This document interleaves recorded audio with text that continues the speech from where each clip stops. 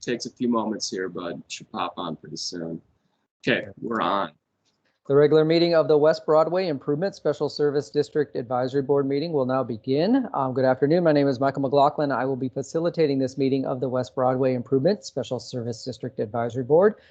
Before we begin, I'd like to note that this meeting includes the remote participation of members as authorized under Minnesota Statute Section 13D.021 due to the declared local health pandemic. I will now call this meeting to order and call the roll so that we may verify the presence of a quorum. Board members, when I call your name, please indicate if you are present. Justin Baylor. Present. KB Brown is not present. Dean Rose. Present. James Scott. Present. Tara Watson is not present. I'm also joined by my colleagues Andrew Carlson and David Bauer of the City of Minneapolis Public Works Department. And we are joined by one guest. And we will have a public comment period in just a minute or two. Victor, if there's anything you'd like to address with the group. With that, there being a quorum of advisory board members present, we will proceed. The first two items on the agenda are the adoption of the draft agenda and acceptance of the minutes from the June 24th meeting just a couple of weeks ago. If desired, we can the board can adopt both of those items in one motion. Would there be a motion to approve both the proposed agenda and the draft minutes? Motion to approve by Dean Rose. Very good. Is there a second? Second by James Scott. Very good. Is there any discussion? Hearing none, I will call the roll on the motion to approve both the proposed agenda and the draft minutes to the prior meeting. On the motion, Justin Baylor. Aye. Aye. KB Brown is not present. Dean Rose. Aye. James Scott. Aye. Tara Watson is not present. That motion to is approved, and both the agenda have been adopted as well as the minutes to the June 24th meeting. With that, we will move on to our public comment period. So we do allow for up to 15 minutes. If there's anyone from the public that would like to address the group, and we have been joined by someone. No obligation to address the group, Victor, but we would certainly be happy to give you a few minutes if there's anything you wanted to bring up with the group. Yeah, hey, thanks, man. 15 minutes, man. I wasn't prepared for that. but I just wanted to kind of be a fly in the room and hear about the work that you guys do and just really play catch up, you know. And I want to see this corridor, or the business community here in North, to really concentrate its effectiveness and power and really come back. I think people in the community want to see this happen and want to see you guys succeed at the highest level. And so I just want to play catch up and learn from you guys and just be an advocate for you guys, the work that you guys are doing in North Minneapolis. So thank you. Very good. We have not been joined by anybody else from the public. So Victor, again, thank you for joining us. And with that, we'll continue with our discussion items if there are no other comments. With that, I had included in the packet, the main discussion item is the 2022 work plan and budget recommendation for next year. I did include the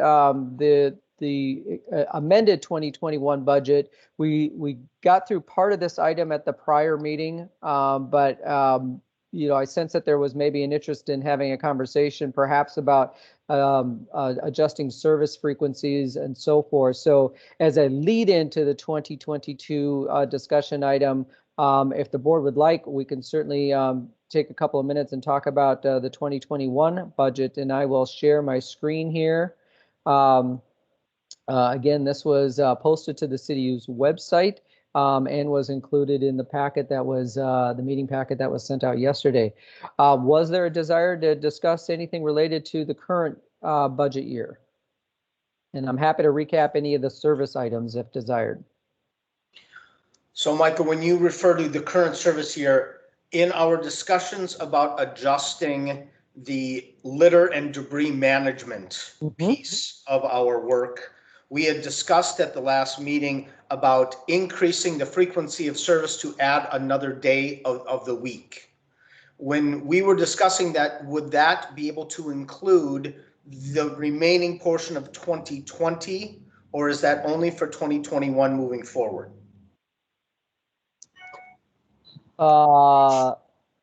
I'm not sure if I understood the very last part of that sentence. We can increase services from now through the end of the year or some period, anytime going forward. Yes, we can do that.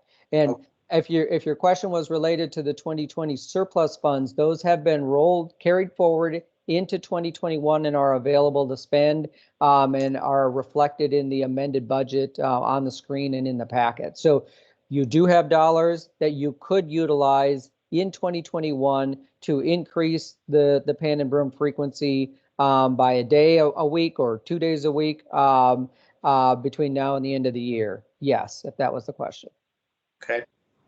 Well, based on some comments that I have received from the public and from fellow business colleagues, there is an interest in seeing an increased frequency of litter and pan and broom pickup. And so if we can incorporate that now until the snow flies, I think that would be a benefit to the community. Is that consensus, James and Justin, that's been proposed? We can certainly do that if that's the consensus of the group. Yep, Justin Baylor here. Dean, maybe just to dive a little bit deeper, is there specific like hot spots, trouble spots that maybe need a little more attention, or is it truly the need for increased frequency throughout the entire district? Sure. Based on the current schedule, I believe it's a Monday and Friday pan and broom. Correct. That includes also weeding and weed whacking and graffiti removal, that sort of thing. It's just, unfortunately, there's just too much litter and debris created for 2 days a week to be sufficient. So if we could add even a truncated third day where it's strictly pan and broom, dealing with litter management, whether that's my guess is that would have to be a Wednesday. That would be desirable, and that would be a motion that I would want to bring forward for the group.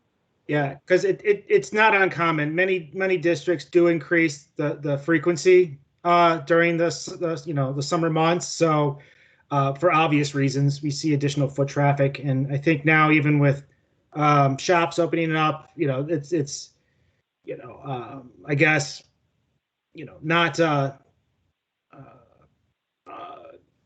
surprise to hear that there would be a need for add additional day. Okay. I would that you are a Monday and a Friday, since that's your cadence now. Wednesday would certainly be an appropriate day to pick that up. The practical reality, your district, like a lot of our districts, if the funds were available, most districts could really be pan and broom daily, right? I mean, it's just, especially in the summer months. We certainly recognize for the vast majority of our districts, though, that isn't a financially feasible thing that can be done just because of the costs involved. So adding that third pan and broom, and yes, Dean, it can just be pan and broom only. Graffiti, we do not need to do that automatically. We could if that was desired, but we actually have that's a billed separately anyways. So if the consensus of the group is let's add a Wednesday until let's say maybe October 31, depending on if we have a warm fall, maybe we would continue it until the end of November. If the snow comes, in early November and pedestrian volumes drop off a little bit, maybe we could stop it right on October 31. Does that sound like what the group wants to do? We can do that. You can make a motion. Otherwise, we can just take this recommendation as consensus and implement it starting next week. I vote for consensus. If James is on board, Justin's already signaled he is. James, you're muted if you were saying something. Too many different programs. I had two other questions before we move to consensus on this. Sure. The first being, and Dean, I recognize the idea to do a little less graffiti abatement. But do we get that much graffiti? I guess I'm not seeing as much graffiti as I'm seeing litter. And then my second question is, and I apologize for my lack of understanding of the pan and broom, but a lot of the litter I see is 2 steps off the sidewalk. So is there a way, how wide a swath are they supposed to be cleaning? Yeah, So if you get any parking lot, the sidewalks are clean, but the parking lot is littered. two great questions. So James, the answer to your question is in 2020, for the full calendar year, the district removed 1,149 instances of graffiti over the course of the 12 months. So about 100, on average, 100 instances a month. What was removed. So that is so I would say, yes, there is a need for graffiti, although just to nuance it, what I didn't hear Dean say less graffiti, just not include graffiti as part of the Wednesday servicing. So you would still do, right now you do graffiti abatement of the entire district once a week, and we would continue that frequency unless there was guidance to increase that. So we would, that current frequency of once a week would stay. And then the second part of that question was the parking lot. So service districts are not able to provide services on private property. So we cannot go on to whether it's a parking lot or any kind of private property. We can only do what's in the public right of way. So, and the idea there is at least you're getting the right of way clean where we can clean and use and deploy SSD dollars. We are not able to do anything on private property, however. Okay, so even if it's city property, that's still considered private? Yes, we do have the ability, like we could internally with the, I'm guessing you're referring to a CPAD owned property. We could talk to CPAD and their maintenance, their facilities folks to see if they would like to, CPAD could pay the district to provide services on their lot, for example. I can't even get them to trim the trees around the transit stations, so. So yeah, can't do anything on private property, but we can take care of the public right of way, so. So part of where that question, my first question was coming from was of the 50,000 surplus, we put 25 of it into graffiti abatement and streetscape amenities. I'm wondering if a larger portion of that could be moved into litter and debris management. So was that because if we're not going to increase the graffiti abatement, is there a need for the additional 25 in the streetscape amenities? Oh, yeah. So those were just places where we were placeholders where we put that. We have flexibility to move the dollars around, and it doesn't even require council action. I appreciate the question, James. So we just, we had to split the 50,524 surplus, and this has already been amended and approved by City Council, your amended budget. So so because we have the flexibility to spend the money where we need to within your budget line items, no need to do anything more than that. Okay. And then I would move to the consensus or agree to the consensus, whatever the proper phrase is. Okay. All right. Well, we will, so based on this consensus, we will add the Wednesday pan and broom effective next week. We will right now target that through October 31. Subject to, to the weather. And if we are still having a pretty warm fall, we'll continue it until November 30th. And that is very consistent with districts that do pan and broom seasonally. We usually just kind of wait to see when the weather turns before we kind of dial that back. And the idea there is, if a lot of people are still out and the pan and broom is still needed, we just keep the service on and we continue with that frequency. So, in some cases, that moves to the end of December, again, if we have a real mild fall. So I'm just making some notes. And Michael, just to clarify, pan and broom goes from back of sidewalk to gutter lip is the area that they collect trash within? Yes. So Yeah, yes, all the way, including the gutter pan itself. So it's everything that is in the right of way and sidewalk. So, all right.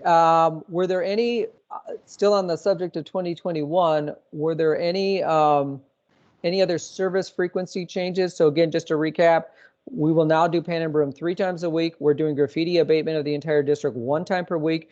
The planters are maintained once a week. And again, that includes watering, weed removal, debris removal, in some cases, unfortunately, planting more plants. You know, sometimes people don't like plants and they pull them out and throw them on the ground. So we pick them back up and try to put them back in the planter. Or they like them so much they bring them with themselves. Or that happens too. Is there anything else? We have another item related to 2021 that we wanted to ask the group about, but in terms of service frequencies, are there any other adjustments the group would like to make? Not for 2021. Okay. Other than the fact, I do want to acknowledge, because we do have a guest from the public joining, Victor Martinez. Victor has emailed me a couple of emails with photos of West Broadway, both winter and summer photos that I have taken note of. I started to bring it up at our last meeting, particularly around the 94 West Broadway interchange.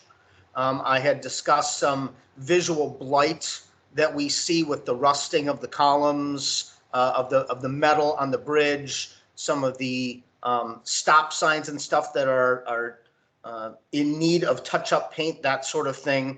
Is that the type of item that would fall under our business district maintenance, or is that something that would be required from Hennepin County? So it kind of depends on the item. So rusting of columns around the bridge, that is definitely not something that we'd want to defer to MnDOT, for example, for that, just because it's their infrastructure. And while it seems counterintuitive, you got to be careful covering up rust, because that's sometimes the indicator that MnDOT and others use, like to gauge the maintenance needs. So when it comes to anything that would be MnDOT infrastructure, we would need to, like maintenance of like physical things, we would need to defer to MnDOT. If we're talking about like trash, pick up, like, sort of along the edges of the, the bridge and stuff like that, we've got a little bit more discretion there, because we're not sort of impacting their physical assets in terms of the bridge.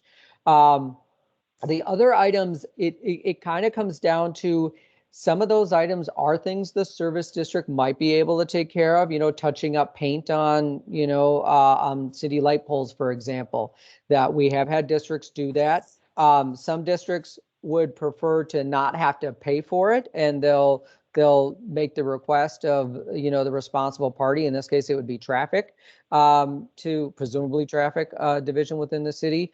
If it is otherwise, some districts say, hey, we're fine paying and incurring that cost to maintain some of those items. So it really is, it's kind of a, it's up to the recommendation from the advisory board if you want to use SSD dollars for it, and it depends on the item.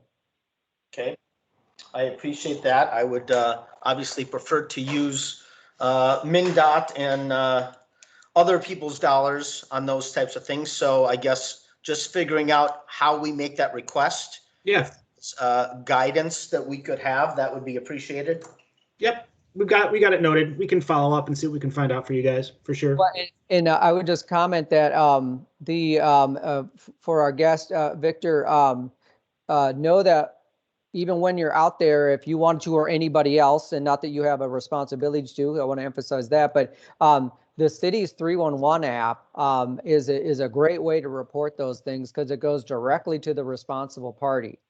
We can also notify traffic, as Andy just described, but if anybody is out there and you just see something and you're like, wow, this does not look very good, you can either text it to 311, you can email it to 311, or they have a 311 mobile app that you can download on your phone, and it'll take a picture of it and capture the location of the item, and then it automatically gets directed to the responsible party.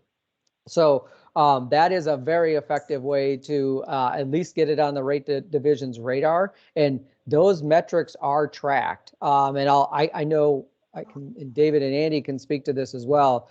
We know that if we get a 311 for, say, a SSD owned overflowing trash receptacle, like, we get it like same day. I mean, it's not like some bureaucratic delay or anything like that. Like, it comes to us probably within an hour or two, David, typically. And then we typically will just turn around and issue a work order to our SSD contractor to go deal with it. So we know how fast we get those 311 items, and we know that there's follow-up internally on 311 items. So I just mentioned that there is a built-in mechanism if you'd like to use it to report those things. Can I make a comment? Yeah, by all means. One of the images I had sent Dean was the trash receptacles, the ones that are yellow and kind of cool design, 4 years ago, and quite a few of them are kind of falling apart and could use some love. And so wondering, that's kind of one of those bigger items because there's a few of them around, and if there could be anything done about those particularly. But I love the app. I've done it in the past, Okay. But I'll continue to do that now. Thanks. Yeah, and great question, Victor, on those receptacles that you mentioned that are kind of brightly colored. Those are SSD maintained, and this actually has come up at a prior, even before the June meeting. I know we had a conversation briefly at another meeting about the trash receptacles, and that is something the SSD could utilize your dollars to replace. We would recommend replacement over repairing. But that is something, and you do have surplus funds if you wanted to even buy some replacement decorative trash receptacles this year. That is something the SSD could recommend and that we could implement.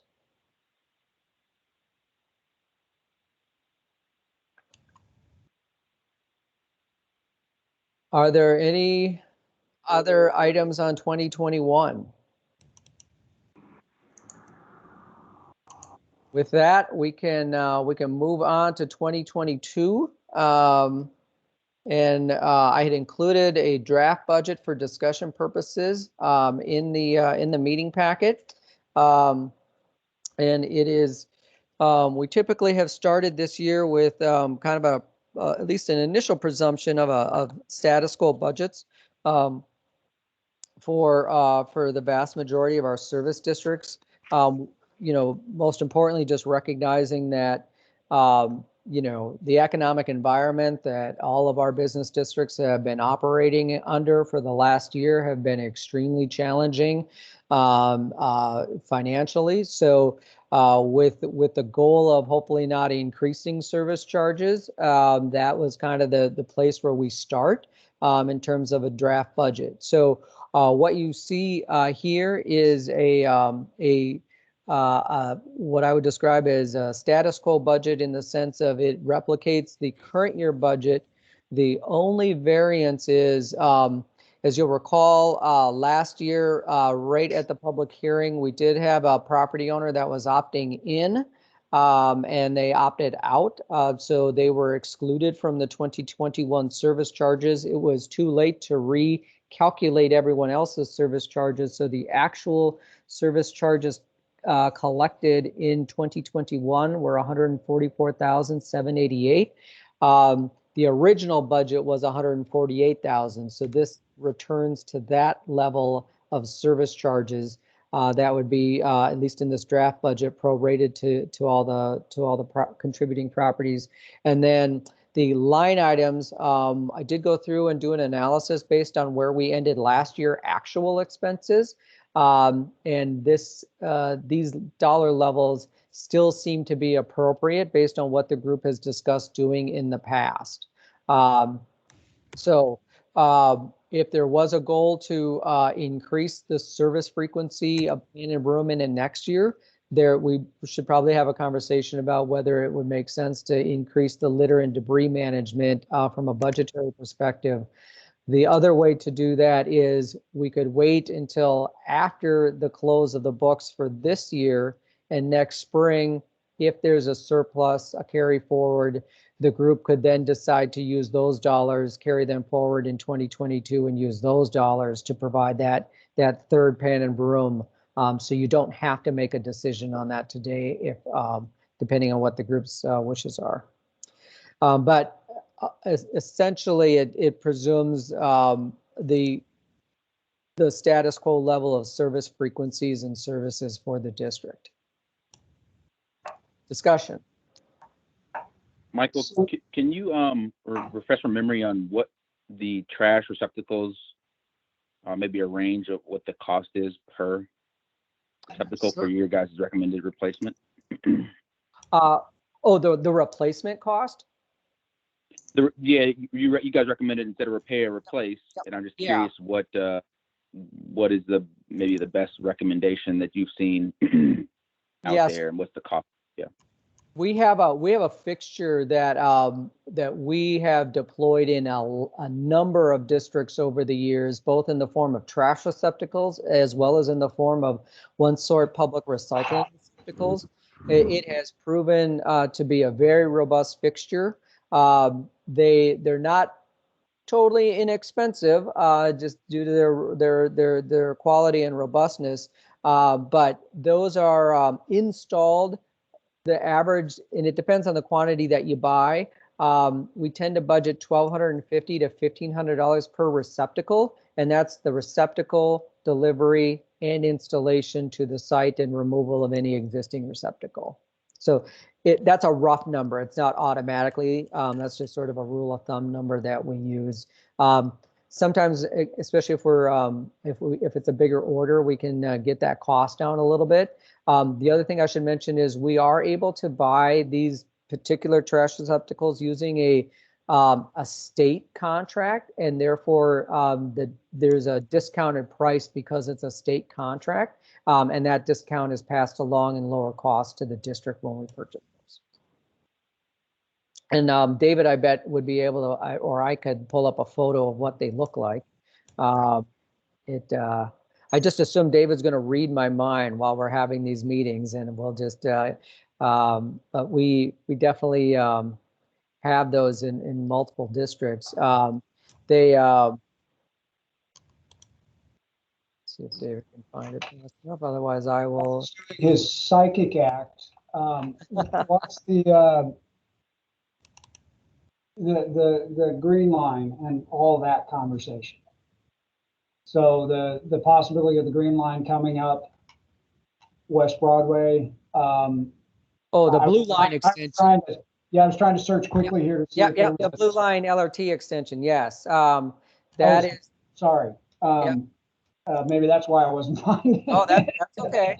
That's okay. What's the anticipated start date on that? Does that? I mean, I know we're still in conversation, so I can't imagine it's anywhere next year, but. Well, hopefully we're gonna be able to stop that from happening. I don't know where you sit on the issue, but I certainly would like to see us get involved in that conversation that's outside of the bid. It is my bringing it now is, does that, say, Dean, we can't stop it and it starts construction next July, does that change this? Because at that point we won't need the service because we won't have a road. Right. Or sidewalks or. Yeah, so quick comment on that. So green line would definitely, or blue line extension would not be a next year thing. That would still be a couple of years off just because of the planning and engineering. The other thing I would comment is, James, to your point, yes, services are adjusted. Stadium Village is a service district that the green line went right through, all the way through it. When they built the green line over to St. Paul. So we're very familiar of what it looks like. to adjust services as needed during construction. And there are still services that are needed, but to your point, James, services definitely were adjusted. If we didn't have a sidewalk to move snow from, for example, there was no charge for that. And it wasn't something that needed to happen. They tend to phase the project, so there's always some sidewalk and some work that's still required. So Finally found a photo of the trash there we go. receptacles. So David will share his screen here. There, that's a co-located trash receptacle, the black one, with the ash urn is an attachment. That's an optional item. And then you see the same receptacle in a recycling blue, which, you know, there'd be no obligation to do a recycling. We're just showing what it can look like. But this is a steel powder coated fixture that, again, we've had a lot of success with in a number of other districts. And this is. Can someone describe how sexy it looks for those that can't see it? Oh yeah, sorry. There is Victor. If we can get an email address for you, we'd be happy to email you a photo. Oh yeah, you do bic.arm.mtc@gmail.com. One more time. Yeah. Yep, bic.arm.mtz@gmail.com. I think I got it. Okay. Thank you. Be happy to email that to you. So that is that's definitely the receptacle we would recommend, and it's certainly one we have the most experience with, and we know it holds up. And those are $1,250 each. Approximately installed. Got it. What some districts have done, just because they are, you know, depending on the budget amount, they tend to be a little bit more of a higher priced item, is they'll do a phased approach. We've had a number of districts that'll budget for, say, 4 or 5 a year, and it'll just, you know, take them some number of years to deploy them. There are also Great Streets, the Business District Support Program has been willing to fund trash receptacle purchasing because it's a partnership.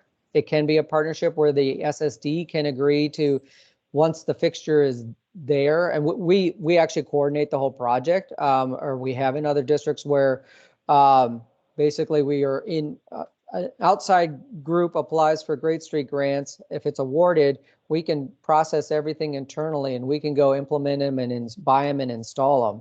So that is one way that some districts have been able to purchase those or expedite the purchase of trash and or recycling receptacles, is through the Business District Support Grant Program. So that isn't something the service district can directly apply for, because a nonprofit entity does need to be the entity applying for it.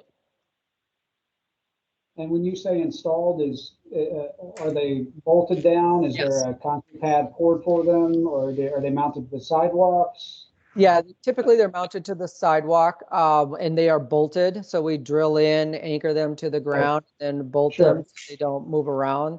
So then does that affect snow removal? Does that have it hasn't. move around them with the snow removal? It is one piece of furniture that's out there, just like the existing ones are. So. Okay, I guess that's true. Okay.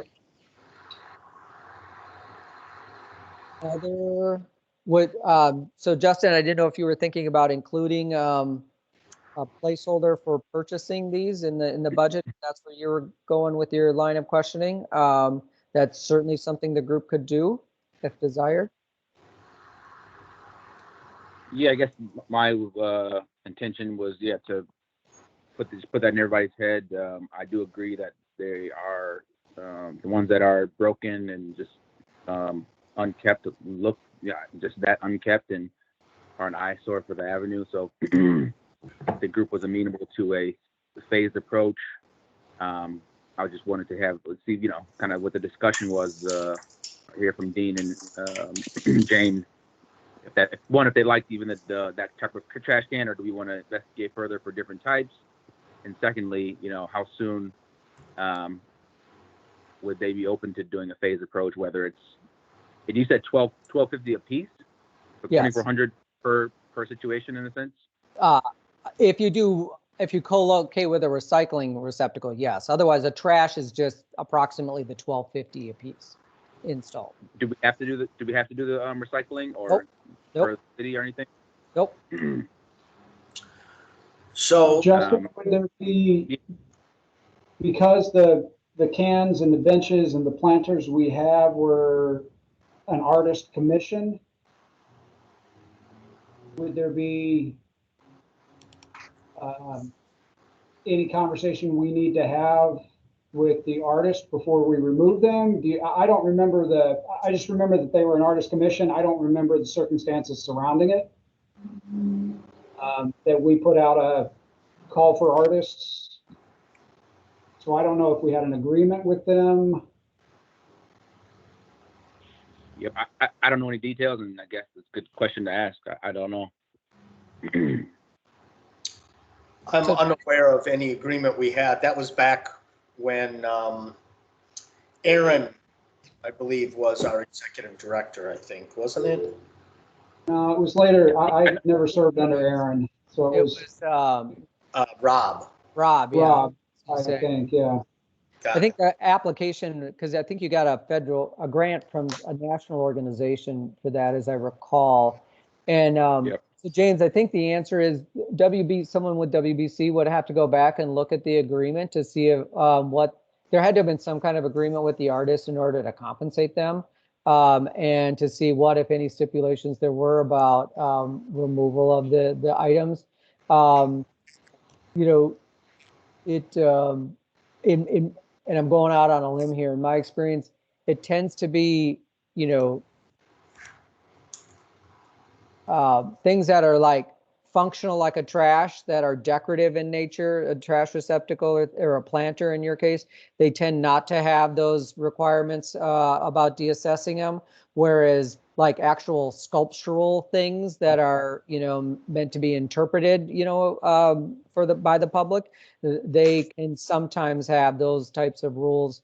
And to me, I would say there's other ways to, essentially what happened when is the WBC donated those to the city, I think is the technical way to describe that, though I might not be on base there. So you could still buy trash receptacles and have them out there. So there's nothing that was, I got to believe there's nothing exclusive about that relationship. You also, they are only in a certain part of your district. So they aren't throughout the entire span of your district. So you definitely have the ability to purchase trash receptacles independent of that. But it's nothing we would have access to the contract, to whatever those documents were. That would have to be somebody from WBC. Well, in full disclosure, I've never liked them, so I don't have any reason to not get rid of them. So, but also want to be aware of artists and their work and make sure that we're respecting whatever the agreement was. So, Dean, were you taking a note on that, or do I need to? Yeah, I wrote down a note on it. Yeah, Okay. to explore that. So the other portion. Sorry, James, were you finished? Well, I was just going to circle back around to where you were, Justin, which is Okay. I would support us finding a way to phase these in. Phase in the new trash cans. Yeah. Agreed. And last meeting, we were discussing these planter installations that are up above some of these light posts. You showed us a picture of one in another district that is inaccessible to the general public to reach them. And we had talked about perhaps adding some of those. Can we take a combination of an addition of trash receptacles and some of those planter items and put like what was the cost on those planter installations? Yeah. So the planter themselves delivered and installed is probably going to be in the $350 range. That's not with plants and watering and stuff like that. I'm just giving you sort of the fixture cost. It's probably where we would land. Again, it depends on the quantity. You know, if it's 10 versus 40, you know, there'd be some price savings there. But, you know, 350 is probably a good rule of thumb. And then for, yeah, so this is not in Minneapolis. This is in Georgetown, I believe, in DC. But you get an example of, this is a clamshell style hanging basket that is pole mounted. And we do have 2 districts that are in the process of putting an order in for these. And it, you know, right now the goal is that the plan is to have these installed by next spring for next growing season, for the growing season next year. So our rule of thumb for year 1 of those, from a budgetary perspective, for everything all in, is approximately $1,000 per unit. So that's purchase the fixture, install it, buy the liner that's needed, buy plants, both a summer plant complement as well as a winter sort of spruce tip decor, and sort of the removal and watering. The big cost is really watering in the summer months, as you can imagine. So our, you know, it's not a hard and fast rule, but just a general rule from a budgetary perspective is think about $1,000 for year 1, and then it ongoing is probably $750 a year. You know, again, you don't have some of those upfront costs. And you can find these downtown in downtown Minneapolis right now. This same style. You see them along First Avenue and on Washington. So you don't have to go to Georgetown to see these if you wanted to see them up close. But one of the benefits are that they are up above and sort of out of arm's reach, but still provide that seasonal decor and that greening. So our growing season is obviously a little different than Georgetown, so we can't guarantee results, just like your 401k investments. No past experience is not indicative of future, but whatever that saying goes. But they certainly have been effective, and it's something that the SSD has, or the DID has expanded their footprint of those over the years. So, okay. Dean, are you suggesting that we eliminate the sidewalk level and move to raised, or are you thinking of a combo of the 2? Or I would like to, I don't think I want to remove anything existing, but I think the addition of 8 to 10 planters and 8 to 10 trash cans in 2022, spending approximately 50% of our budget over what we're over this year. Wasn't it about $50,000? Oh, yeah. So don't think of it so much in that terms is what I would advise. So, because we're going to use up some of that surplus this year already. I agree. I understand. So just to kind of manage but you do, you know, we did carry forward the 50,000 from last year, and we will bite into a chunk of that. So we're halfway through the year. If we, I'm just doing the rough math in my mind. Let me just do it with a calculator. So if we were to do keep the additional pan and broom for half a year, so 26 weeks, that's going to be approximately $24,000 of that you didn't have in your original budget that $50,000 would need to help cover. So yep, for budgetary purposes, assume that half of that surplus will be spent roughly based on the consensus to increase the pan and broom for the remaining 6 months of the year. Right. And to be more on point, it's not actually 26 weeks. It's 5 months if we go till November 30th with good weather. Otherwise, it's only 4 months. So absolutely, we could be in that 18 to 20,000. That still leaves approximately $30,000. I would like to make a motion that we spend $20,000 on allocating 8 new trash receptacles and 10 new planters throughout the avenue so that we get some visible impact of improvement coming to the avenue in the spring of next year. Can I, That would be related Can to I- 2021. Is that what I'm hearing, Dean? So not in the, we're talking about 2022 budget, but what you're asking is to spend those dollars that purchase those items this year in 2021. However it needs to be done, whether it's in 2021 or in 2022, if you are having conversations with 2 other districts on those planters going into Minneapolis, it seems that we would want to piggyback to get the best opportunity to get the cost down. Absolutely. And that's so exactly what we would do, Dean. right. And so is your intention with these other 2 districts to do it in 2021 or 2022? We will buy them this year for installation next year. Okay. So then that's what I would make a recommendation to the members of the board, that we do some sort of improvement of both eliminating the few broken ones that are gone and bringing on some new installations. David, did you want to add? Oh, I thought yeah, I saw your finger up like you. Justin, you're starting to James, ask- Justin, what are your thoughts on that? Yeah, I have a couple of things. One is, David, can you email a picture of those planters? Is that possible? Yeah, absolutely. I'll send one out right now. Thanks. And this is, I sheepishly asked this, but what is your experience with not fake flowers or flake arrangements, especially for something maybe that's that high and not necessarily going to be subject to inspection from, you know, passerbyers or whatever you want to call them, pedestrians. That, you know, what would that look like? And or I feel like that would eliminate a lot of that maintenance that we're talking about. And then also, what do we do with the planters, the hanging planters during the off season? Do we remove them and store them, or do they just stay up there and endure the winter weather?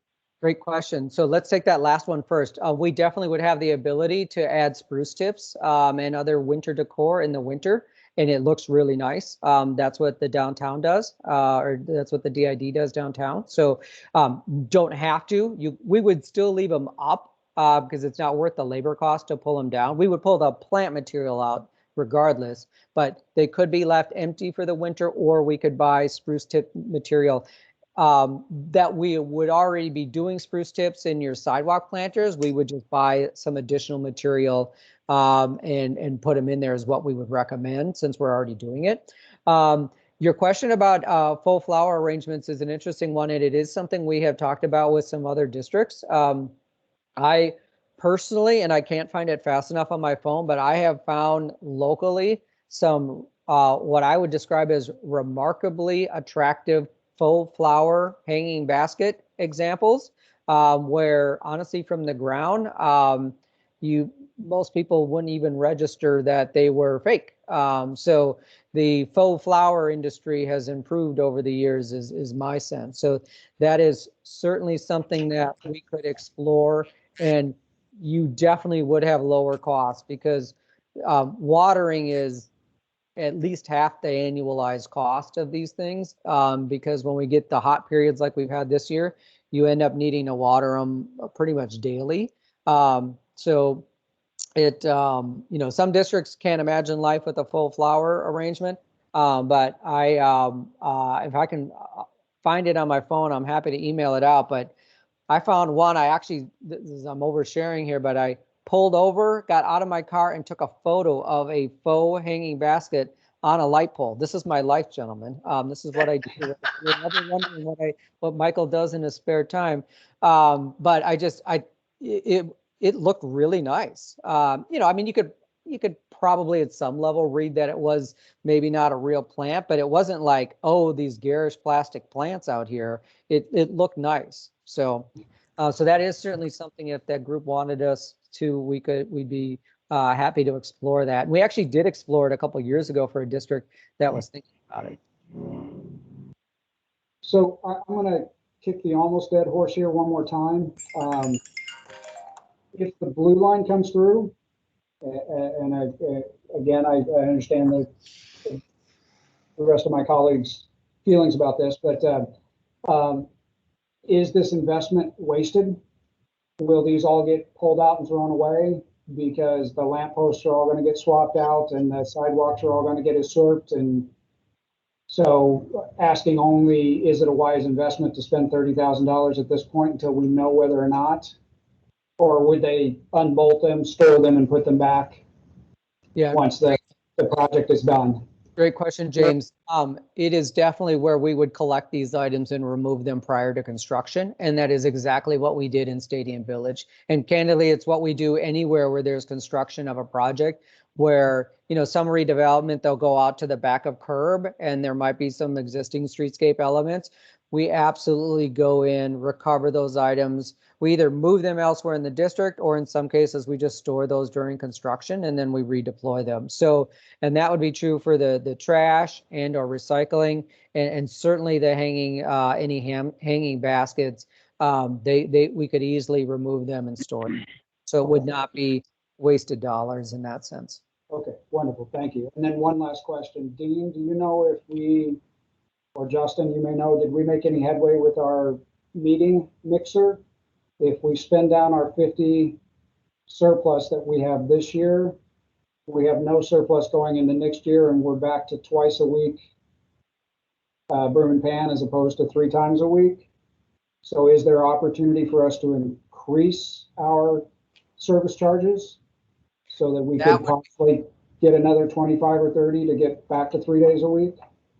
So James, I appreciate the question, because that brings us right back to the agenda item at hand, which is the 2022 budget. So this is where you would recommend, if you wanted to increase your service charges to ensure you have dollars to increase service frequencies next year. This is the meeting we would need that recommendation. So there would not be a way to increase service charges a year from now or next spring once the budget's already been approved. The only mechanism would be any surplus funds could be carried forward and amended into your 2022 budget, but that's only if we have surplus funds. Based on if we go buy these things, I think it seems unlikely we would have much of a surplus, because we would, based on the guidance that we're hearing from the group, might have some. So I'm not saying we'll have a deficit, but it won't be $50,000. It would probably be, some small few thousands of dollars if there was one. So back to the 2022 budget, and I'll share my screen again. This would be, you'd have to increase your service charges, but this would be the place if you wanted to just say, well, let's add, $25,000 for that additional third pan and broom for 6 months of the year or 5 months of the year during the growing season. You could just add that to this rate now and increase the service charges.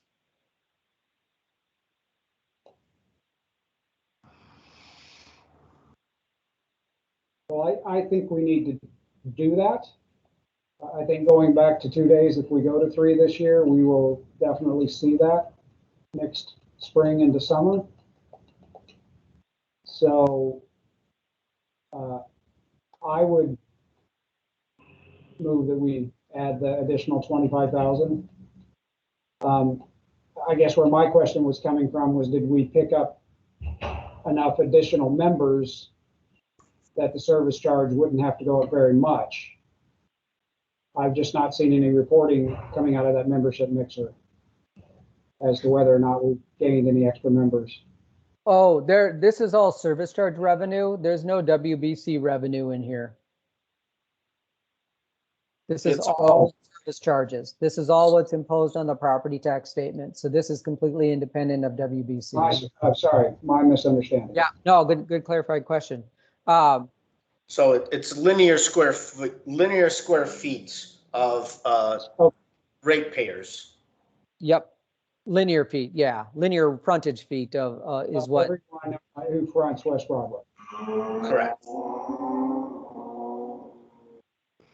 You make a good point, James, and I'm not opposed to, even though I always want to fight tax increases. I think a nominal, we haven't taken any real rate increase over what, 5 years? Is that accurate, gentlemen?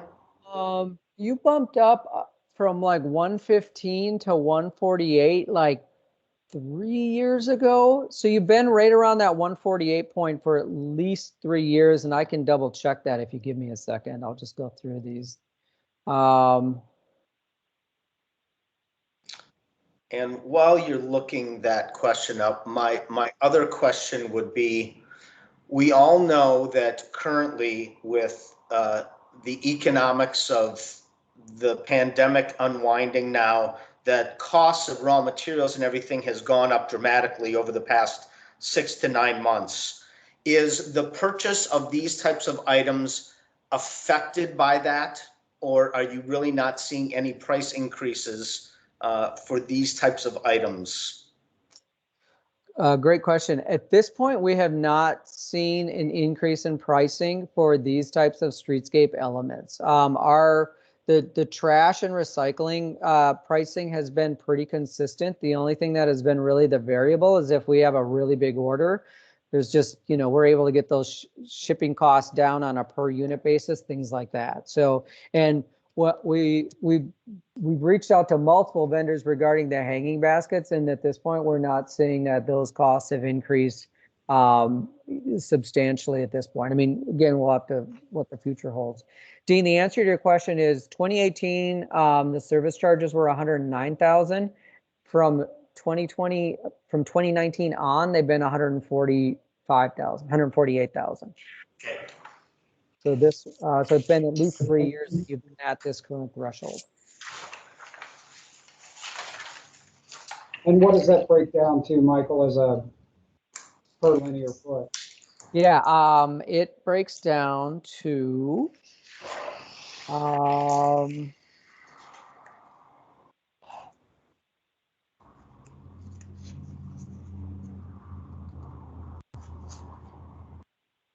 $10.90 a lineal foot per year for chargeable properties. So $11 per lineal foot.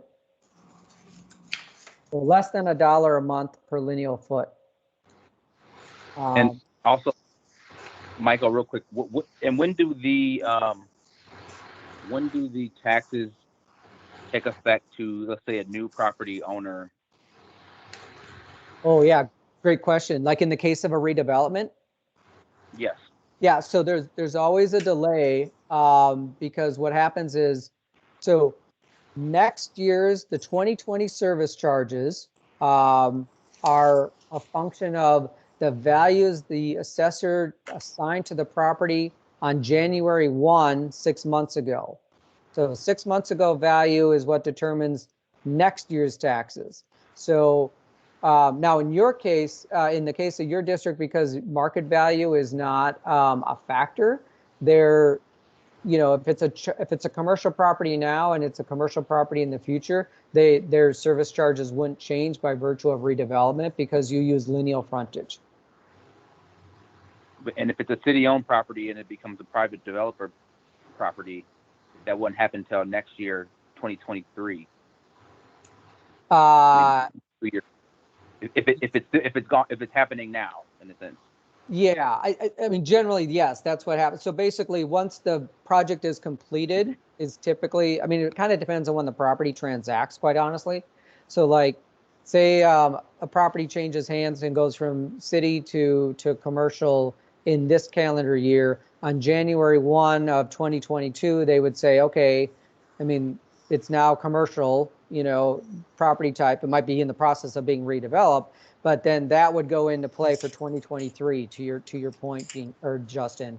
The other thing to note, if in the case of like a city-owned property, that property is already contributing by city policy as though it were commercial, even if it wasn't paying, or even if it was city-owned. So, and we do have a number of city-owned parcels in with West Broadway, and by city policy, all of them contribute as though they're commercial currently. Oh, okay. I thought they were exempt. Okay. And Yeah, so they're technically exempt, but the city, again, by policy says if there's a service district, the city will play its part and it will contribute as though it were a commercial property.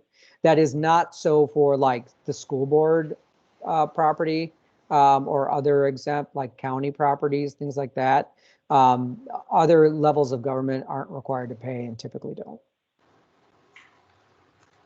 So if I'm understanding the numbers, we would go from $10.90 a linear foot to about $12.89 a linear foot. So it's a little less than a $2 increase to increase our service charges from 148 to 175 is what I did. Broadly speaking, that's accurate. Okay. And what if we were to split in the middle somewhere at 14 to 15%? If we were to do a 15% increase, that would offer us $22,200 worth of increase, which would effectively, if there was no surplus from this year, would allow us to still implement $20,000 worth of new fixtures. And then also have West Broadway Coalition apply to the Great Streets Grants Program to get reimbursed or put assistance funds towards that would offset it anyway, or a portion of it. Yeah, so one thing we would just to keep in mind with buying the planters this year for next year, the capital cost would hit this year, but we would need to add that approximately $750 per unit. So we'd want to build in $7,500. If we go with 10, and I'm just using big round numbers just to keep it simple, we'd want to increase this budget no matter what by $7,500 just to cover the plantings for the year and the maintenance. So Dean, to your question about going up to 20,000, so that would leave roughly $12,500 that could be used towards either purchasing more receptacles or more hanging baskets next year. And any funds that come from other sources like Great Streets absolutely could be used to offset those capital expenses. Okay. I guess the one variable that Justin had brought up that you were giving us visual on is these the fake plants, the flow plant. I'd love to know what those costs would be and if that is a viable option. So can we get some research on that and look at that? Yeah, what I would say is the upfront cost is definitely more, but your annualized cost goes way down. So if, I mean, and I'm saying this a little bit from memory, but when we were looking at it a couple years ago, I think, again, based on a good quality faux plant, complement of plants, I think we were in the range of like 250 to 300 per unit. So if you think of let's just keep it, if a fixture installed is 350, add another 300 for the faux plant material. So you're at 650 for year one, but then, assuming the plant material doesn't blow away, your ongoing costs go way down, as you can imagine. If we're not buying plant material every year, you would still need to buy, we haven't found a good outdoor faux spruce tip, although I have looked. Again, welcome to my world, gentlemen. But at least that looks good. So you'd still have, if you wanted to do the winter greening, you'd still have that cost. That's not as much. Obviously, there's no maintenance. I mean, when you put it in and you don't have to do anything until you take them down. So that cost is a little bit more, I mean, I think right now we spend less than $2,000 on spruce tips for your district and your planters now. So think about something less than that is probably what we would match with these. So, but that I'm saying that from memory, Dean, sort of that 300, 350 range for a good quality outdoor product. And if we can get a lifespan of 3 years out of it, it literally pays for itself in year one, if it could make it 3 years. Okay, Absolutely. got it. And Dean, we would just need to spend some time, if we're buying, say, 10 of the baskets and 10 of the garbage cans, what a good distribution along the length of the corridor is that feel sparse, but also benefits everyone. Yep. From the use of it. Jake, But Mike, what I'm usually I have to say that, so thank you for saying that. We absolutely would need to evenly distribute them throughout the district. okay. And then, Michael, if I'm understanding you, though, we do need to make a decision today as to whether or not we're increasing the service charge for 2022, correct? Correct. So one option would be what Dean was describing, where maybe you'll go up to 170,000, so a $22,000 increase. You absolutely could do that. I'm just going to add that in my scenario here, and I'm going to go to here and so yeah, that would, if you increased it by 22,000, knowing that approximately 7,500 of that or so is going to go, that additional 22,000 would go towards the hanging baskets if you don't do artificial, okay, or don't do faux. And then there would still be some dollars there to either buy some combination of additional hanging baskets and or trash receptacles next year.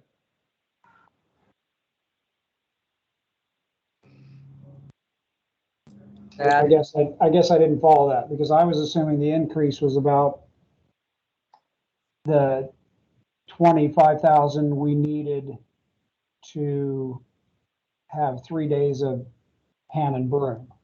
That seems to be it seems to be 50 close, Right. approximately 50 for the year. So 6 months of additional 3 day a week would take that 22,000 increase. Yes. So you'd probably want to that point, realistically, you probably want to go up an additional $30,000 to cover the hanging baskets and the 3 times a week pan and broom for half the year. That, from a budgetary perspective, you would know you would have the resources to do that if you increased from 148 to 178.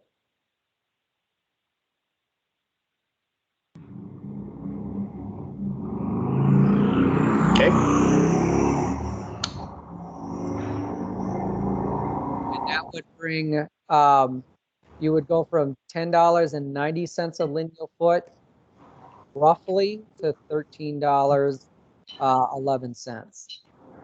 But that's without me sort of, we haven't done the service charge calculation, so some properties may have changed, which is kind of where some of the question Justin asked about, some properties may become eligible that weren't eligible before, so that might dilute that increase a little.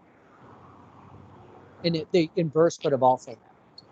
Some properties might have gone, certainly have seen some of those CFED parcels have gone residential, and they do come off and come out of the denominator, just so you know, especially on the bend. So good for the district that the redevelopment's happening, obviously, but on a specifically related to the SSD, it can have an impact on the service charge. Yeah, most of the increase is going to fall on the larger parcels that have the long linear. The small independents are not going to get hit the way the big parcels like Hawthorne Crossings, Broadway Center, Broadway Flats. So, we doubled our linear footage this year. That's right. And James, is the Capri opting in? I believe we do, yes. Okay.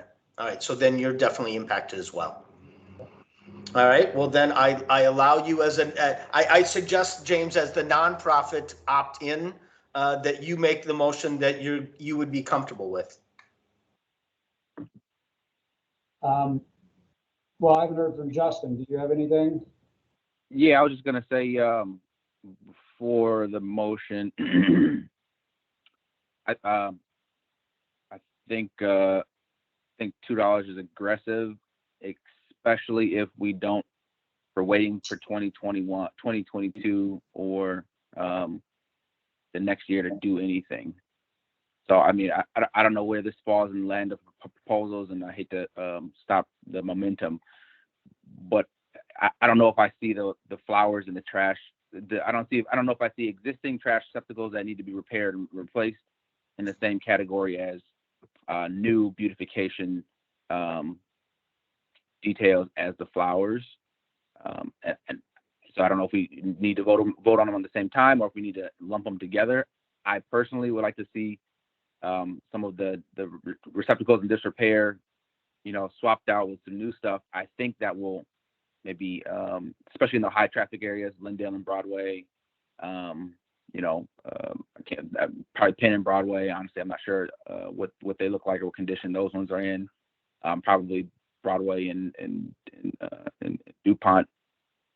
But nonetheless, I think that would even help some of that sell for the next year. People see some newer activity or newer refreshing of some of the assets we have on the avenue, versus just a $2 increase all of a sudden, with just more pan and broom, not necessarily steady fixtures that we see every day driving by. So again, I don't know where that leaves us or where that puts the momentum of votes or proposals, but I just I'm kind of confused on where we are and what we're voting for and when it's gonna actually hit the ground. So that's kind of my 2 cents. Yeah, so maybe I'll just jump in on a couple things. So we can purchase the trash receptacles, and Dean had suggested 8 new trash receptacles. We can put the order in now and get those deployed yet this year. So those, in terms of visual impact, that would be a 2021 impact, meaning this year. The hanging baskets, we would purchase them this year with planned deployment for next spring for the growing season. So the cost would hit this year, this year's budget, meaning utilizing some of that $50,000 surplus that we aren't already using for the Wednesday pan and broom added frequency. In the context of 2022, what you're talking about is having the 22,000. If you were to go up to 178,000, so increase by 30, just so everybody's clear, what that would buy you is approximately $8,000 for hanging baskets. And I'll leave it like that because if we go faux, it means you could just buy more hanging baskets next year in addition to phase 1 of the deployment that would already be in place in the spring. We could buy more, or if you go faux, we could add more planters. If you don't go faux, you would have the dollars in your budget to do a full 12-month of maintenance and plant material for the hanging baskets that we're going to buy this year. So that's that's 8,000 of that 30,000 increase. The remaining 22,000 in increase in this scenario, let's be clear, would buy you approximately 24 weeks of additional pan and broom, 1 time a week pan and broom services. And that is as far as the rates for that, are they already locked in for next year? Or if he takes rate increase, that changes everything? Talk about the contract. Yeah. Yeah, so we're actually doing 2 things. One, we are going to be bidding, we're bidding your district in 2 ways, as we've talked about in the past. One is going to be the RFP route with the preferential requirements that the board that we talked about extensively over the last year. The other way is we're going to bid it on the standard bid process. So it's a little bit of a belt and suspenders approach. So we would have potentially 2 contracts, and we'd have the flexibility to pick which contract we wanted, which services provided under. We don't need to go in a lot of detail unless the group wants to right now, but we're doing that in part because the RFP process, it's not a guarantee that we'll end up with a vendor that at the end of that process, just because of the requirements that and the preferences that the group has put out there. So that's why we want to backstop it with our standard contract. So that will be rebid actually later this summer. We don't yet have the pricing, so can't say for sure that the existing pricing would stay, but it would be subject to rebidding of the contract. So that's a good point, Justin. We don't automatically, with streetscape contracts, we tend not to see a huge level of increase. Where we tend to see our increases is our snow contracts, just because there's so much embedded energy in our snow contracts. Not applicable to your district at this point because you don't provide snow services. But I just wanted to give you a sense.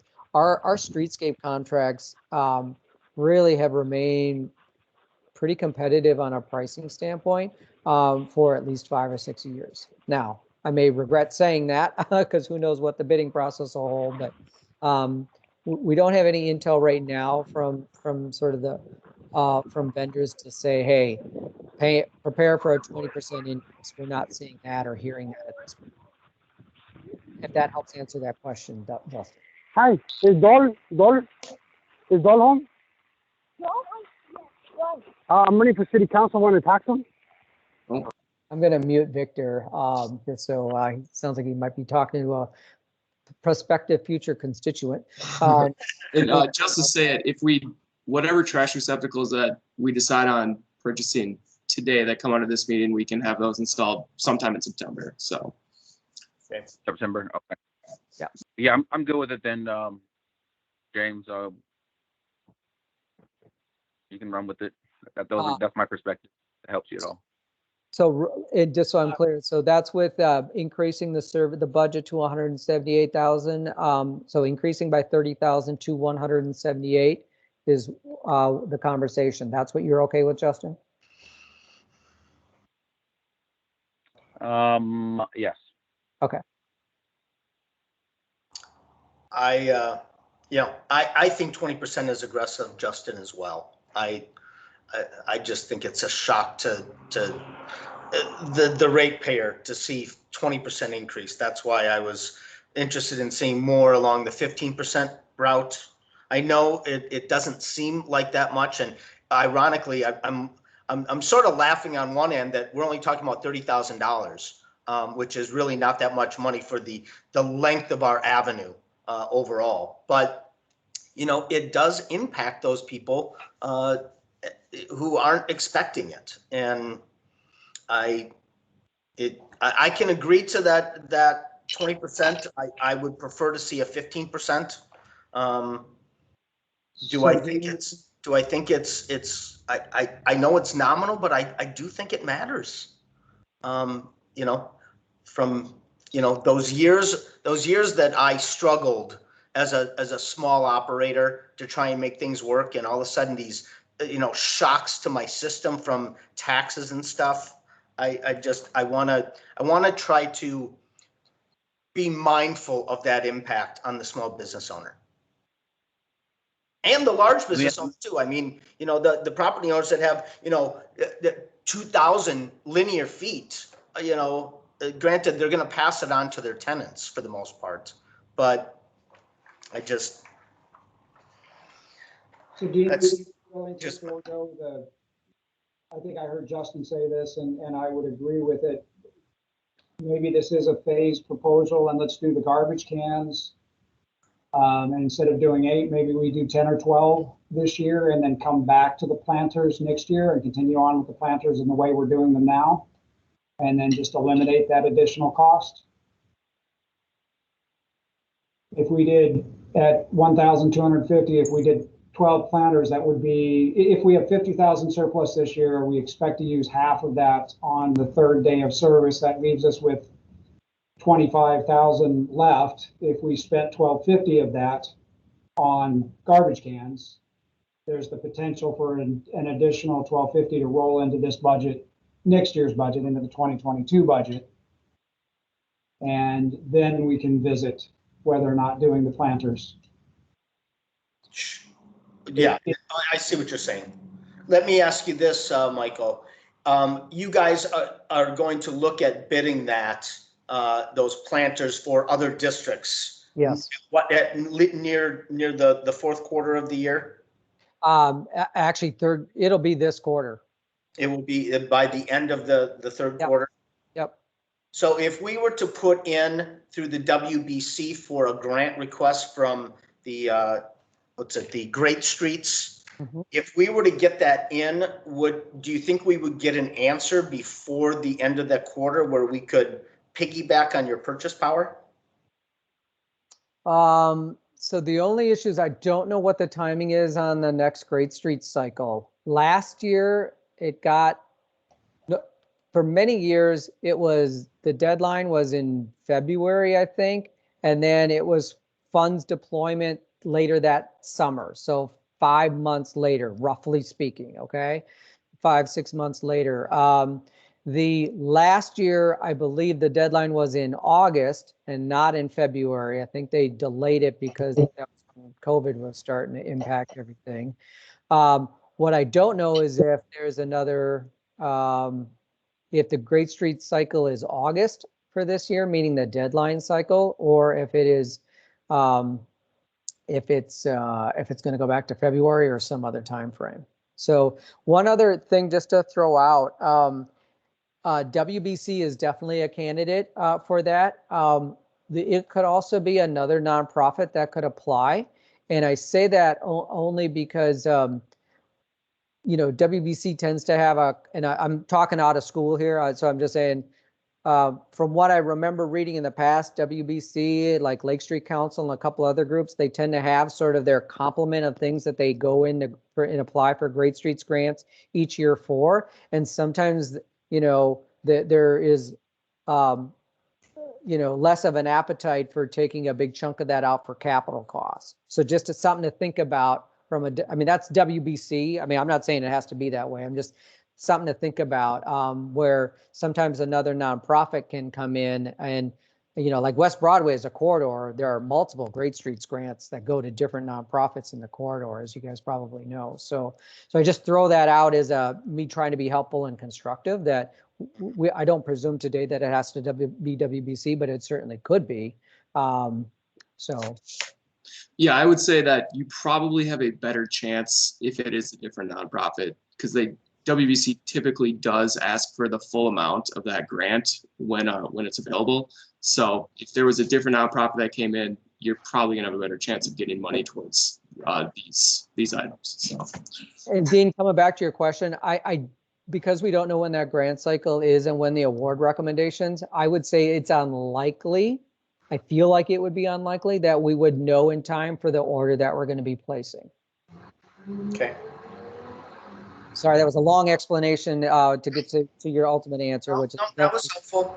James, has the Capri ever filed or applied for any Great Streets monies? You're muted, James. Yeah, sorry. The facade improvement grant is Great Streets money, but I'm applying for that through West Broadway. Right. We didn't apply for Great Streets money for the construction. Okay. Do you think that's something that your organization would consider applying for some of that? It would certainly, and that way you could use it literally on your block. Is that is that a safe statement? That especially with your new development, is that something you would consider? Well, we can certainly take a look at it. I'm, trying to figure out what the mechanism of that would be if we applied for it with the intent of purchasing planters for the whole corridor. I don't know where the responsibility would lie. Does it become sure. It's not just a pass through, right? Where we're not a fiscal agent for it. I don't want to get on the hook for having to make sure these planters are maintained. Sure. Yeah, that's where the bid comes in. Sure. Yeah. Okay. Yeah. James, and I know we're just kind of talking about this generally. there potentially is a way where it could be a pass-through where there wouldn't be any implied ongoing responsibility to the applicant. And I say that, you know, when we've had neighborhood groups apply for Great Street grants on behalf of SSDs, like we just did it all internally. We bought the stuff, transferred the funds internally, and we just went out and bought the stuff and put it out. The service district just serviced them from that point forward. So then the neighborhood group, you know, other than applying, had almost, I mean, they had as much involvement as they wanted, but it was limited just because it didn't need to be more extensive. Yeah, on the application, I mean, you can articulate that the SSD, the support there is that the service district would maintain these items and deploy them, and then the cash transfer goes right to the district funds. So that's how we've done it before. Thanks, David. Well, in that case, to answer Dean's question, yeah, we would certainly consider doing that. Because I could see if your organization would consider that, I bet you Sanctuary and Shiloh would also consider doing something like that. And then we can cover 3 major nodes on the avenue through some sort of ask that way. And then just to be clear, Capri could ask for all of West Broadway. Oh, okay. Yeah, it doesn't have to be, there just needs to be a nonprofit entity applying for it. But Capri could say, we're going to partner with the WBID SSD to, as David described, to implement and continue to maintain. And we're just the applying entity. And you could buy, you know, however many trash receptacles and however many hanging baskets. Okay. So, all right, so we've covered a lot of ground here, gentlemen, and I want to make sure we still need a budget recommendation from you. The last I believe I heard was perhaps an appetite of going up 15%, which I'm going to round up to $22,000, which would be going from 148 to 170. Would represent about a 15% increase in service charges. And to be clear, I'm starting with 148 as the original number, not the 144, which was the actual number. So just so everybody's on the same page, because your budget was nominally 148,000. So that would allow you to have the $22,000 in funds beyond what you've already budgeted, which for now, I would say let's earmark that, you know, maybe 15,000 of that towards for litter and debris, with the idea that that's going to go towards, you know, I'm making this up, 18 to 20 weeks of Wednesday paint and broom next year. Okay, subject to rebidding and all that kind of stuff, and then that maybe there's a $5,000 out of that, or 7,000 out of that 22 that goes into landscape maintenance and repair line item to buttress that, with the idea that while we won't, what I hear is not buying hanging baskets this year, but at least having the dollars if you wanted to buy some next year. Yes, and or maintain ones that were put up from another nonprofit organization for the benefit of the app. Exactly. Yes. I can support that. Oh. So I'm just gonna go in and got my little draft budget here. So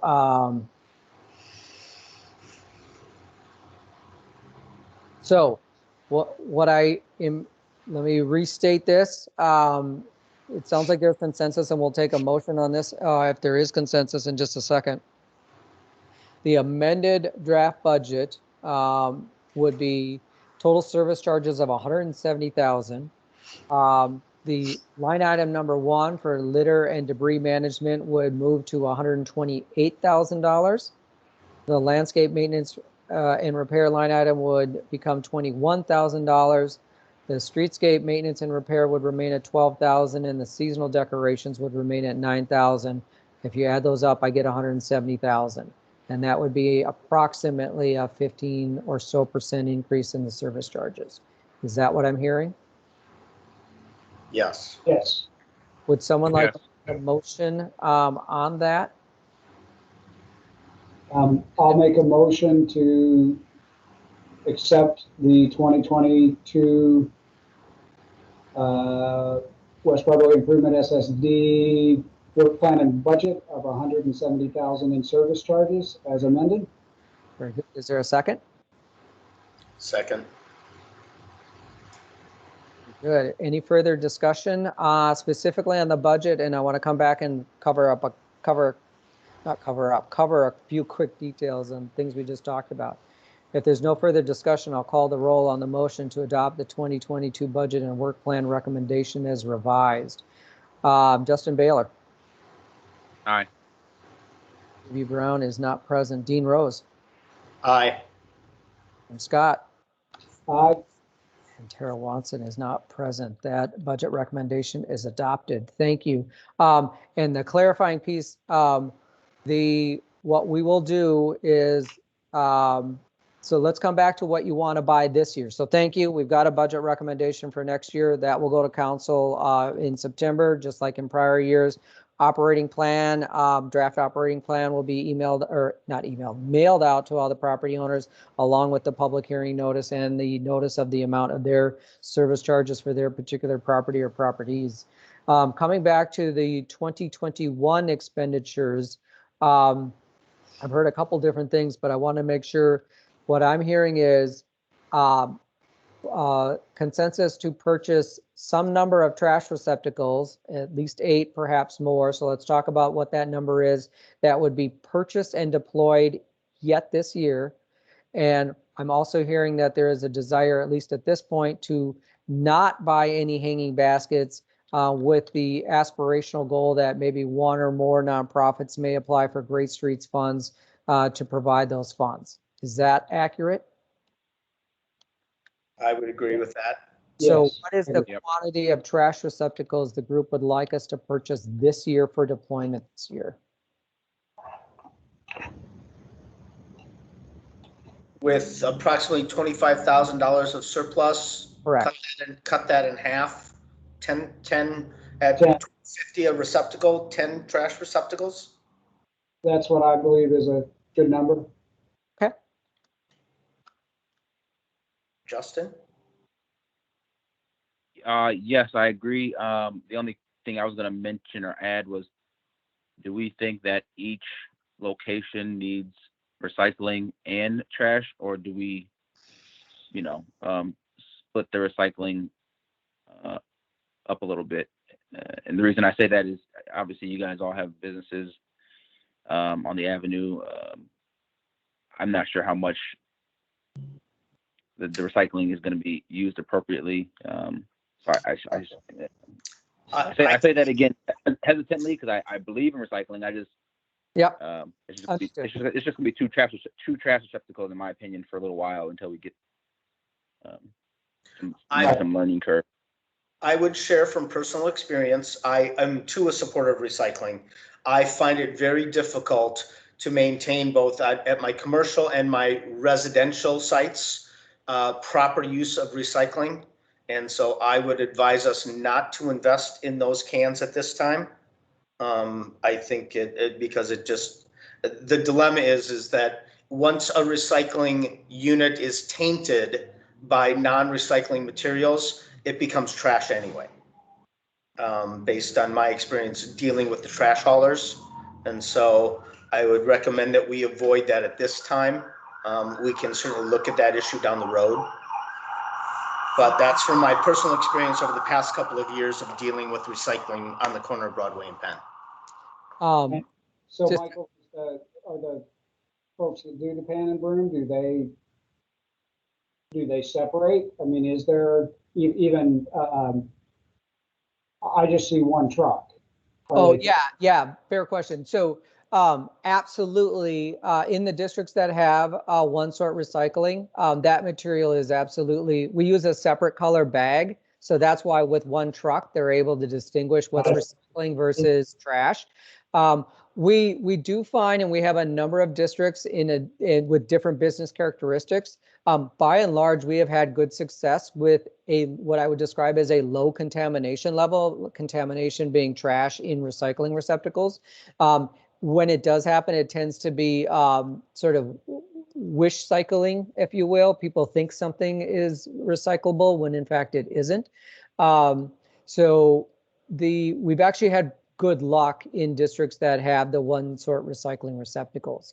I would throw out that I'm going to speak a little out of school here because I don't know the details, but we have had some districts in the past that have been able to take advantage of a Hennepin County recycling grant program to help offset the purchase of those one sort recycling receptacles. So that, just hearing kind of the way the conversation has gone here, we could, my thinking, I'll just throw this out. Let's buy the 10 trash receptacles this year, and we could look into whether there's still any Hennepin County program type dollars that might be available for one sort receptacles. And maybe at the next board meeting, we could just report out to the group what we've learned. And then you could make a decision. If there is a grant program, there's usually a match requirement. So we could have a discussion about that. If there aren't grant dollars available for it, then we can still have the conversation. It's pretty straightforward for us to buy these receptacles. So that's not a hard thing for us to do. Sometimes adding new stuff, we have to write new specs, and it gets a little bit more time consuming in the bid process. But as I mentioned, because we can buy the recycling through the state contract as well. So we can buy these things in a pretty straightforward manner. So that might be one idea. The other thing is, if there is a group or one or more groups that is willing to apply for Great Streets dollars, it could be a complement of things. It could be hanging baskets, it could be trash receptacles, and it could be recycling receptacles as well. So it could just be a streetscape furniture type Great Streets application, for example. So you could bundle all those things together, with the SSD obviously being the willing and agreed upon maintenance partner for all those elements. Okay, so we will purchase, based on consensus, we don't need a motion on this, 10 receptacles this year, and we will deploy them. We will wait for now on the hanging baskets with the hope that perhaps one or more nonprofit groups might be willing to apply for Great Streets funds.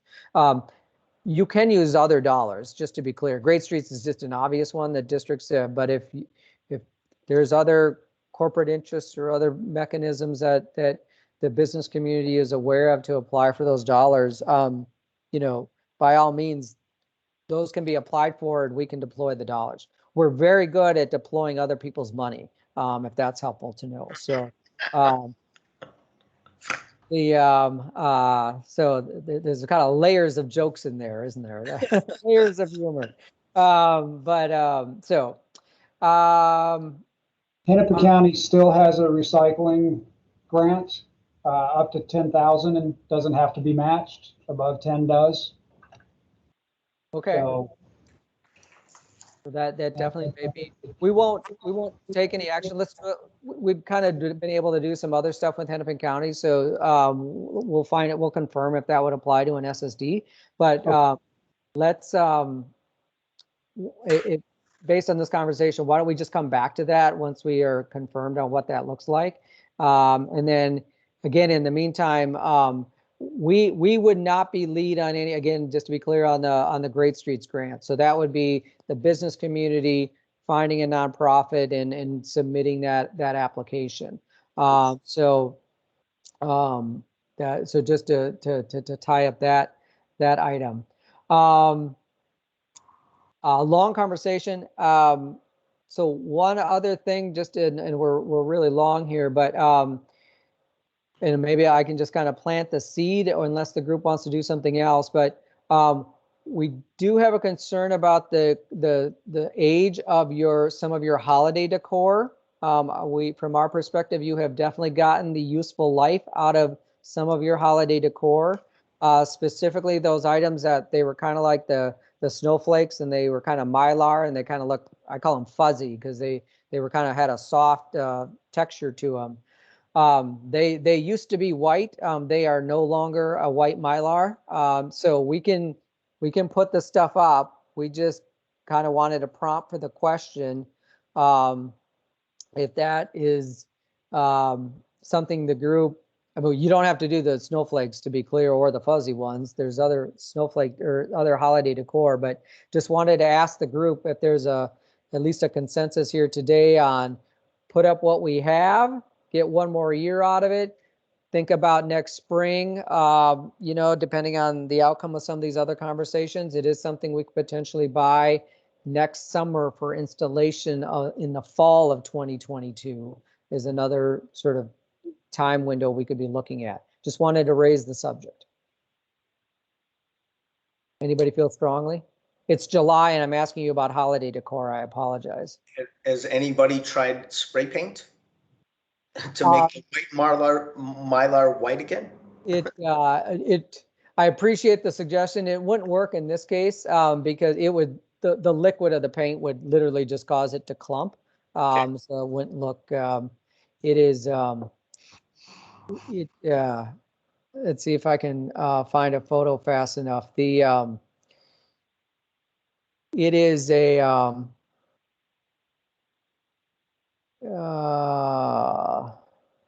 right, David, why can't I find the picture fast enough? Is it on my phone? Is that why I can't find it? There. Well, that's a wreath. Go back to the other one, David. That is what, oh, whoa. Looks like an evergreen snowflake. Yeah, it's, so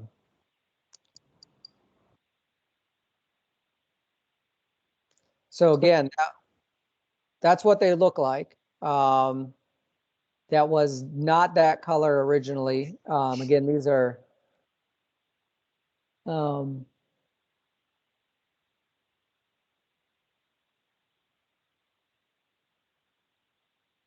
go with it for this year. I'm not hearing a strong motivation one way or the other.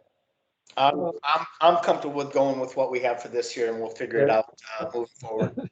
Okay, that's totally fine. We don't have any money. I mean, we've spent what we have, right? Yeah. Agreed. In you know, things like I don't know if Great Streets would fund, you know, street decor decorations. Again, you know, to Michael's point, we're you know, is these one-time, you know, asset type purchases are, you know, a lot. It's a big lump sum up front, but Service District is pretty good at budgeting to, you know, install them, maintain them, take them down, store them, do all that stuff. So possible request for, you know, more of the kind of streetscape assets that might fall into that grant proposal. We've maybe spent enough money today.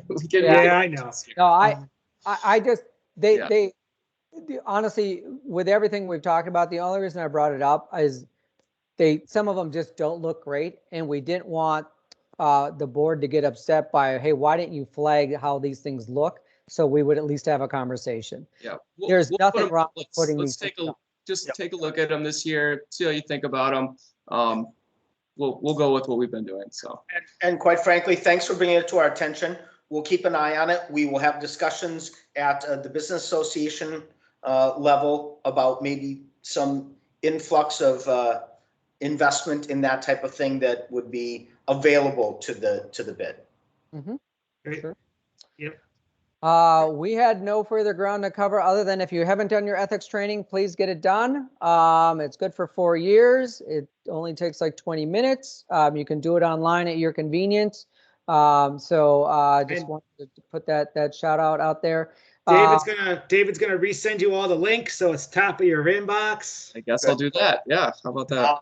Gentlemen, I just want to bring up one topic that has the conversation has been ongoing about the WBC retaking or reclaiming its business improvement district. I don't want to have any further discussion during this meeting. I just want it brought up so that you're aware that we would like to have those discussions in the future and understand what will be necessary for that to occur, just to put it on the radar. Okay. Sounds good.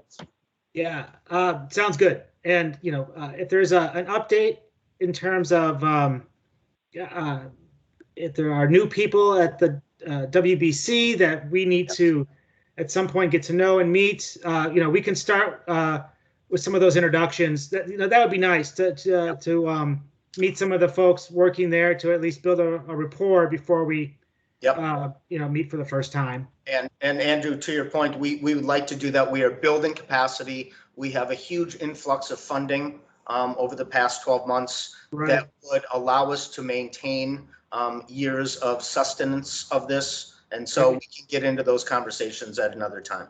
Okay, cool. Yeah, keep us posted. Great. Yeah, thank you. And can you send that link to only the people that need to do the training? Justin? Yeah, we'll take a look. I don't know if I have that list right now that's active and updated, but we can check in and see if we can find out who's done it, who hasn't. We don't, when you go in and do it, it's actually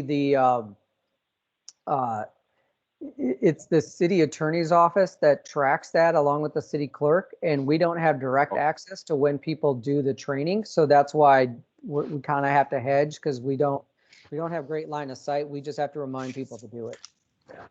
And to be honest, I thought I had done it. I may not have done it, but if we can find out how we can figure out whether or not we did. Honestly, our default is we just say, if you're not sure, just do it again. It's not a bad thing to do, just to make sure you maintain your ethical standards, gentlemen. So I can answer all the questions wrong again. Yeah, it's supposedly good for 4 years. So if you've taken it in the last 4 years, you're probably still valid. There was, Michael, I think I reached out to you. There was some drop-down menu that didn't have our name to select. And yeah, they weren't added to the system. Okay, that's a good point. Yeah, I remember that. We'll check. That request was made, but we, again, to Michael's point, don't know if they actually followed up. Okay. And then to circle back to Dean's point, you had given us a date at some point that we needed to have made a decision to take the bid back into self-management. Is there a time frame that we need as the WBC needs to have made this decision?